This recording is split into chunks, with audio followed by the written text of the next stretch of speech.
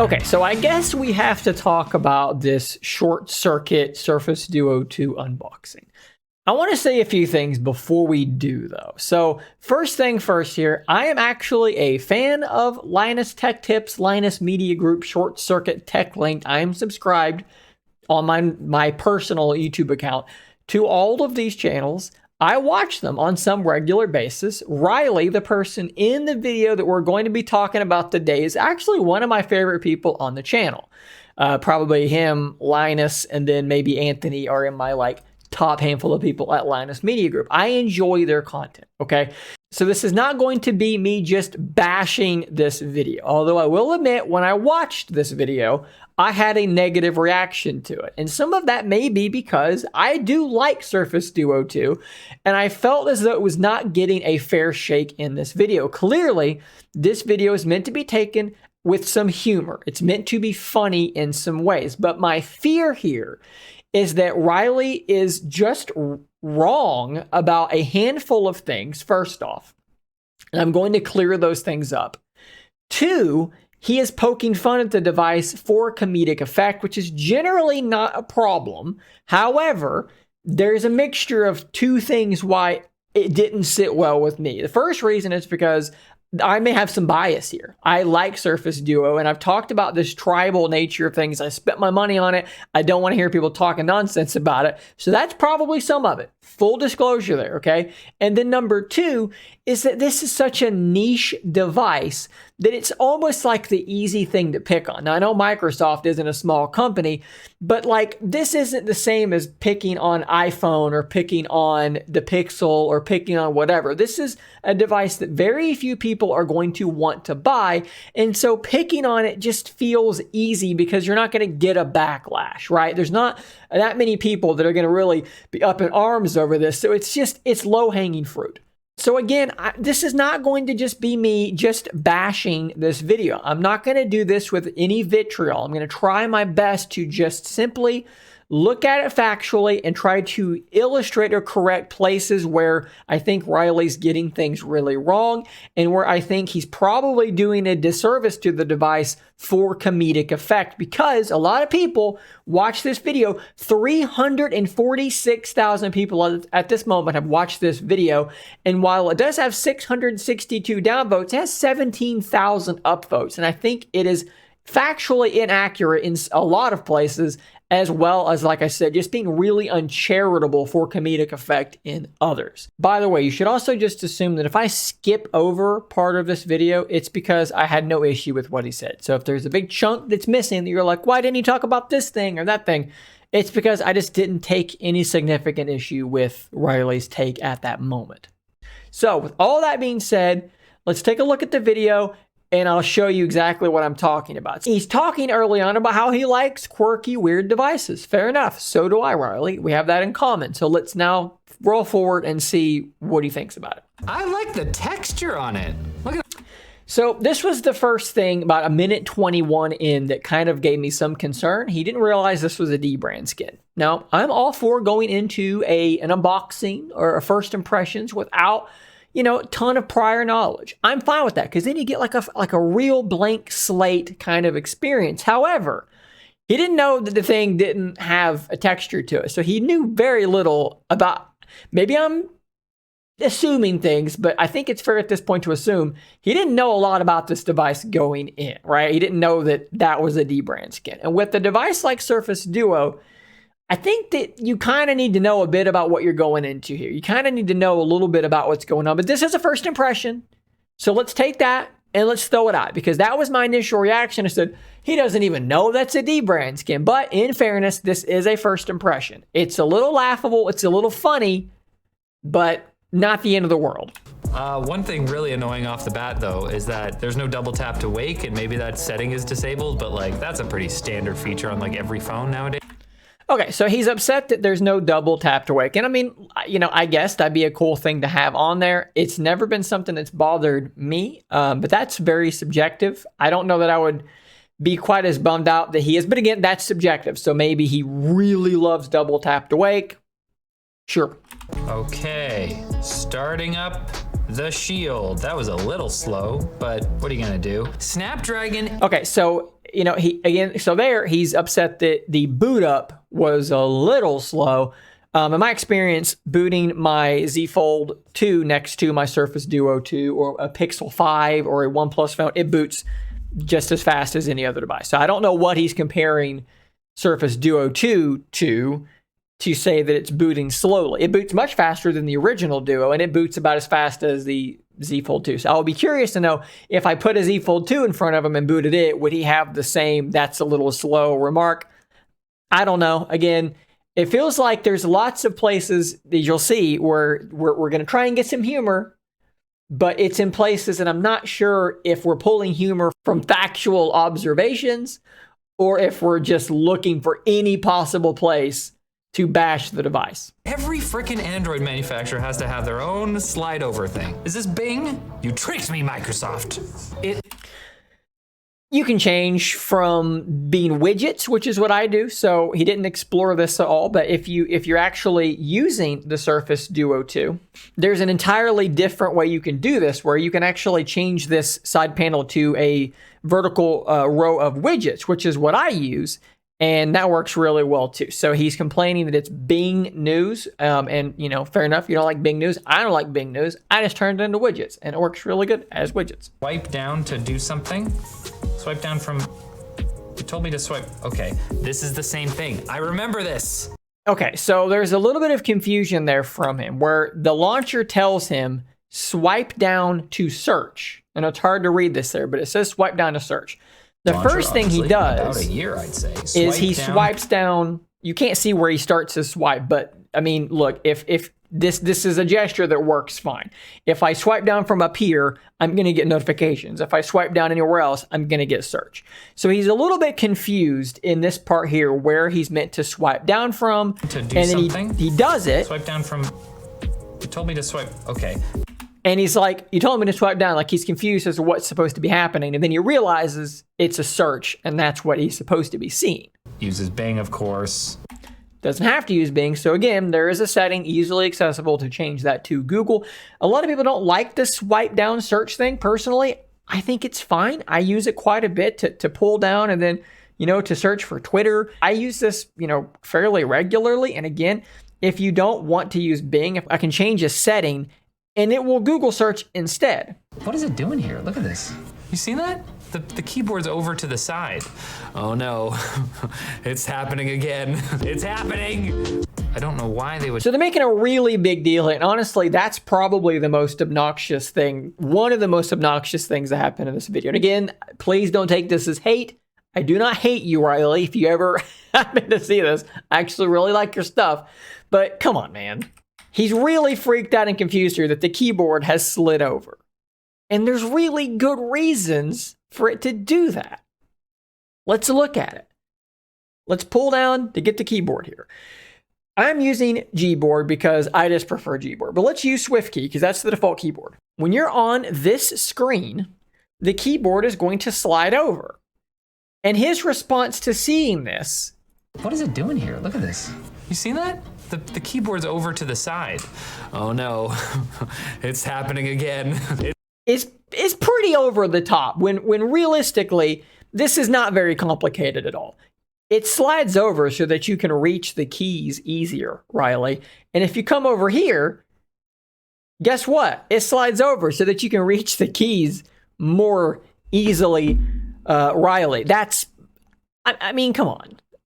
Have we taken literally any time at all to think about why it would do that? That, to me, that's a very intuitive behavior for a keyboard to take, considering it's in a book posture. Now, something that we don't talk about here is that if we were to go into phone mode, it doesn't slide anywhere because now you can thumb type. So again, this is not mysterious, confusing, weird, or buggy. This is the intended behavior, and I think it's a good behavior. I don't know why they would do that. This is Android 11, by the way, if you couldn't tell. I don't know why they would do that. Well, I'm sorry that you don't know why they would do that, but it's really obvious to the rest of us. This is Android 11, by the way, if you couldn't tell. I think it's supposed to be. It's not. I think it's supposed to be, as if Android 11 looks so radically different from Android 10 that you would be able to visually tell from the launcher. Of course you wouldn't.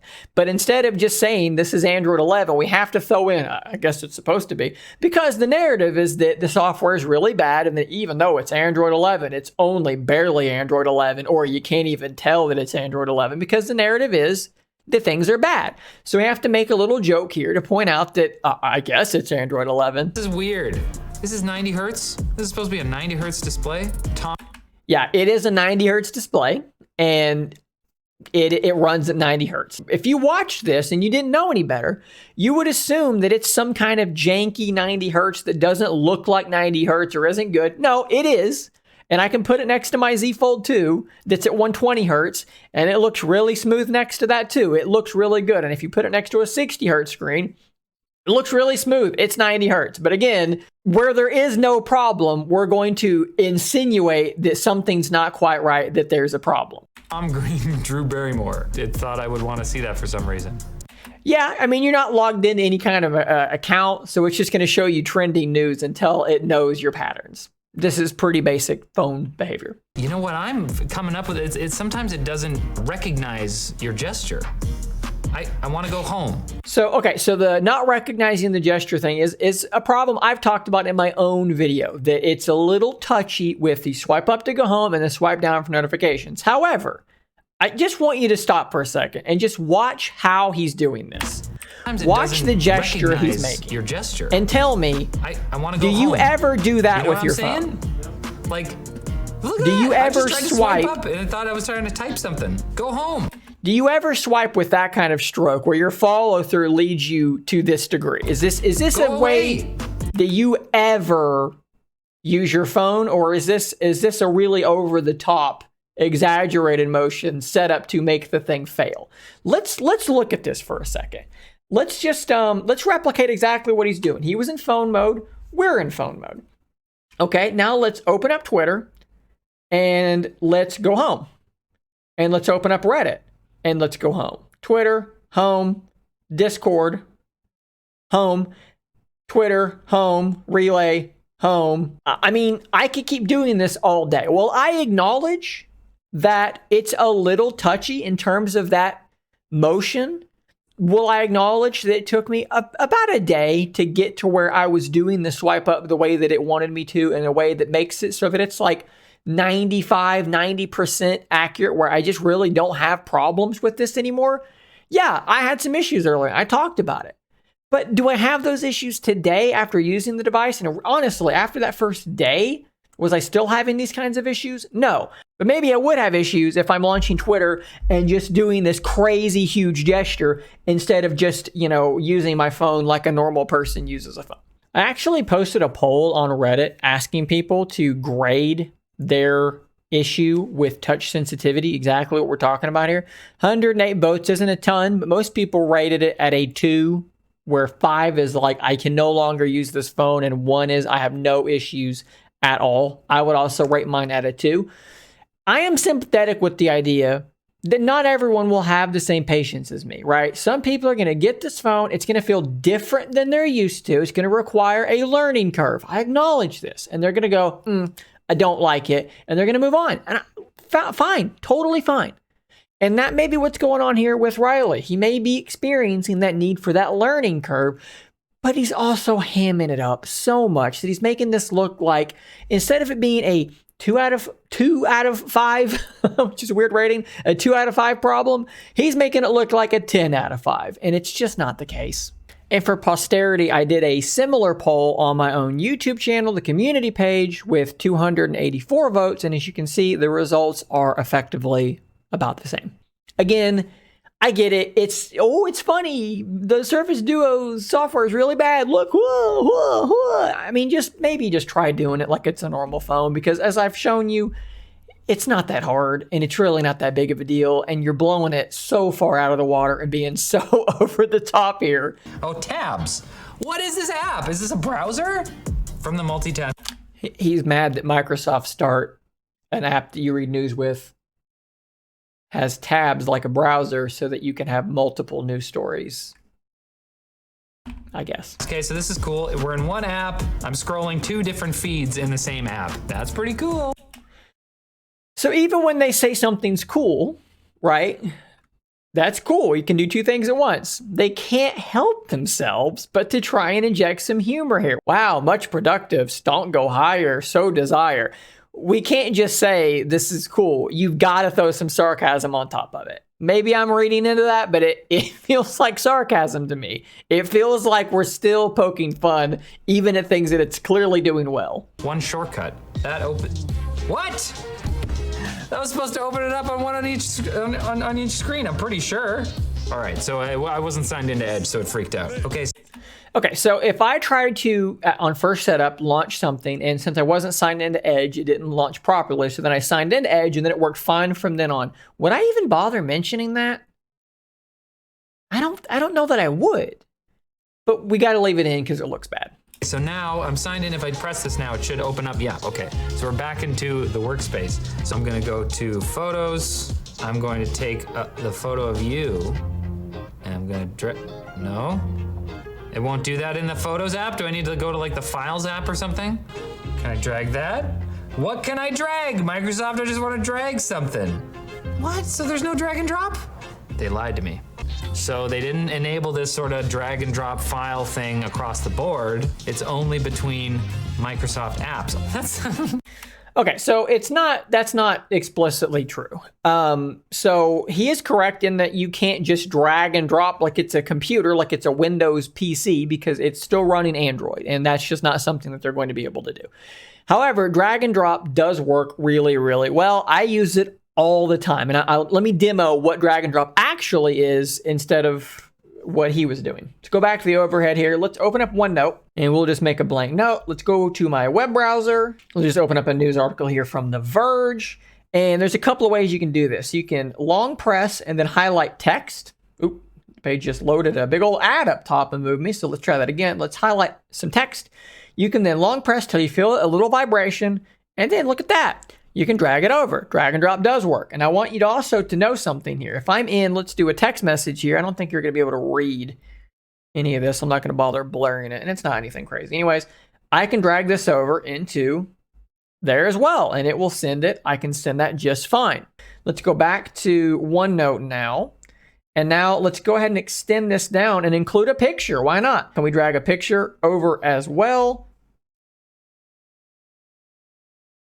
Hey, look at that. We drug literally all of that over, and it's working just fine. Now, if I'm going to use something like Outlook, I can still drag that stuff over. The image doesn't want to come over, but all the text and all the formatting, all that stuff does come over just fine as well. But the things he's trying to do, no, that does not work. Drag and drop does work. And as far as text goes, from pretty much any app to any app. As far as images, it's going to work in apps like OneNote and things like that, but not in just every single app. So I get why he was confused here, because in his mind, he thought drag and drop like a Windows PC. I can do that from anywhere to anywhere, but this is still Android. They've not overcome that restriction.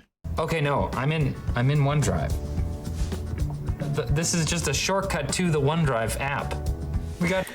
Okay, so he's irritated now that you've got the OneDrive app, right? So let's open up OneDrive. And if we close OneDrive, but then go to their Photos app, right? Not Google Photos, but Microsoft's Photo app, it will open up OneDrive on the Photos tab because they want you to use OneDrive. So just like Google Photos, it doesn't really use Google Drive, but it uses the same storage allotment as Google Drive. That's how Photos and OneDrive work. So I guess he wanted them to build that photo functionality and break it out of the OneDrive app, make it its own separate app.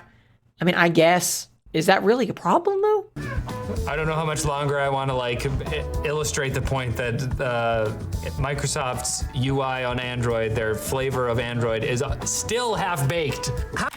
Okay, so they don't have a flavor of Android. They don't have a fork of Android. This is pretty much stock Android. They've done almost nothing to Android. If you actually look at Android and look at Surface Duo, look at their notification shade. This is pretty much just stock Android 11. They've really not done anything. I mean, they've made the icon square. Other than that, they've not really done anything. The other stuff is all being done in Microsoft Launcher. So again, the narrative is Microsoft's version of Android is really bad, and the reality is they don't even have a version. And I'm not just like arguing semantics here. That's literally true. How do I go to the home screen? Disappointed! Okay, so I need you to pay really close attention to what he's doing. So in my original video for this, my critique here was that he's in his app drawer and he's swiping up to go home and he's getting irritated that it's not working. Now on my Surface Duo 2, to get out of your app drawer, you can either go back or you can just pull the app drawer back down, the opposite of the gesture that you made to actually open it in the first place. Swiping up to go home doesn't do anything for me. Now, I've got people commenting saying that on their Duo 2, the swipe up to go home gesture does work. Now, this just may be a quirk, something going on. I don't know what to make of that particularly. I based my take on that experience and what my device was doing. But let's assume this swiping up to go home in your app drawer is supposed to close your app drawer. So we'll just, for the interest of fairness, we'll call that a bug. Maybe it's a bug I'm experiencing as well without realizing. I've just been swiping back down or hitting the back gesture. But let's just assume that's a bug and we'll move on from here, trying to be as fair as we can. Dude, I'm trying to bring up multitasking. That's not how you bring up multitasking though. Again, you're swiping up to go home on your home screen and saying you want multitasking? That's, you swipe up and hold. Like on every single Android phone. Are you really this unknowledgeable about how Android works, or are you purposefully being dishonest? So that's a super weird speaker setup. There's one here and one here. And I guess they're like, that's stereo speakers. It is stereo speakers, Riley. And in fact, if you would think about it for about 0.5 of a second, you would understand why those things are like that. Because, let's look at it again. He's right. There's a speaker here and a speaker here, and that is stereo speakers. When you're holding it in book mode, you get sound coming from the left and the right channel. But Riley, if you put it into phone mode, now guess what? Let's see if we can follow this. Speaker here, speaker here. Keep your eye here because this speaker is going to move. Now it's along the back, and now there's a speaker up top and a speaker down below, which means we still have stereo speakers. Let's think this through for a second, though. Let's think about if we went speaker, speaker, right? Well, then if we fold it around, now we just have one that speakers up here, but no speakers down there, so we lose stereo. It's almost as if that makes total sense if you think about it at all. Would you ever watch a video like this? So obviously YouTube is not optimized no, for you would not. The dual screen experience. No one would ever think to do what you're doing. And you've not just gone out of your way to show something that it's not intended to do and no one would do. You've rotated it into the even worse possible way to do it. But now I'm not in stereo. How are you not in stereo? You still have two speakers split left and right channel because one will be here and one will be there, or maybe it's there and there, but that's still stereo. Okay, so I hope that wasn't too harsh. I really don't mean this to be like a mean thing. I really don't intend this to be like me just taking a dump on this video, but it's frustrating for me to watch. It's frustrating for all the reasons I just showed you. I genuinely don't know if he's just leaning so hard into humor that he's sacrificing actual useful information for humor, if he just genuinely doesn't understand this device to that degree, or if he's being dishonest on purpose, which I don't know. But please do this for me. Let's not be too vitriolic and mean in the comments. Don't say horrible things about people in the comments. I will delete your stuff and I will keep you from ever being able to comment again. You can talk about this down below. Share your thoughts about the general broader discussion around Surface Duo 2 and the fact that so many videos are doing this kind of thing, seemingly going out of their way to make it look bad and showing things that just aren't real. Talk about that, but let's keep it nice. Let's keep things clean. And guys, thanks for making it to the end of this video. Thanks for subscribing, hitting that join button. Thanks for sharing this video if you chose to do so. Stay tuned for more content just like this, and until next time, stay nerdy, my friend.